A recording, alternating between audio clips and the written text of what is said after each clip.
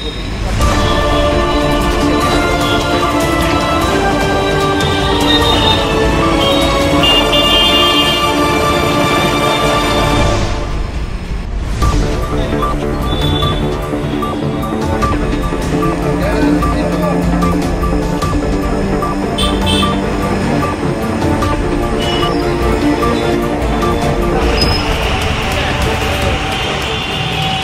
Accident.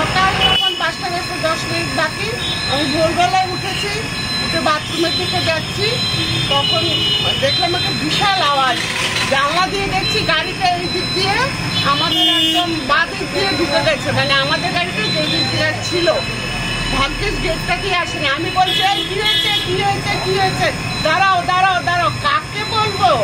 তারপর সেই ঢুকে পুরো গাড়ি ভেঙেছে, দরজা ভেঙেছে, জানালা ভেঙেছে। মানে আজকে যে আমরা প্রাণে বেঁচেছি এটাই। আর রোড সাইডে যে বাড়ি, সেটা দেখুন, এই বাড়ি আজকের না, অনেক দিন আগে থেকে। আমি বিয়ের আগে থেকে দেখেছি এখানটায় গাড়ি আছে, গাড়ি সবসময় আমাদের থাকতো। ওই আগে তো এরকম ঘটনা ঘটেনি। আর তখন আমি লোকগুলোকে জিজ্ঞেস করলাম যে কেন তোমরা এরকম করলে, বলছে আমাদের ঘুম পেয়েছে। আমি কি একদম মিথ্যে কথা না, তোমরা রাত্রিবেলা নিশ্চয়ই কিছু খেয়েছ, মদ খেয়েছ। তখন আমার কাছে স্বীকার করেছে হ্যাঁ খেয়েছে। এই হচ্ছে কাহিনী, বুঝতে পারছেন।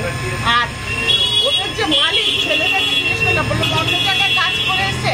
আমার কথা হচ্ছে একটা তো লেবারের কাছে না, লেবারের জন্য একবার রাত্রি তো ডিউটি করবে, এখানেও করবে, তা তো হয় না। তো আর মদ খেয়েছিল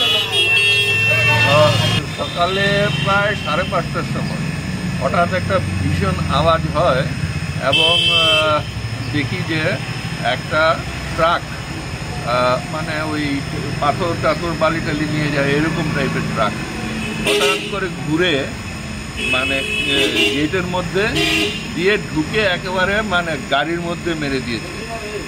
একদম পুরো আপনার স্ট্রাকচার দরজা ফরজা সব ভেঙে গাড়ি একদম চ্যাপটা।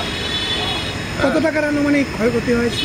গাড়ির দাম 7 লাখ টাকা, স্ট্রাকচার 3 লাখ টাকা, 10 লাখ টাকার ক্ষতি তো বলাই যায়, মানে স্ট্রেট হিসাব। গাড়িটাকে আটকানো হয়েছে? হ্যাঁ, গাড়িটাকে কি আটকানো হয়েছে?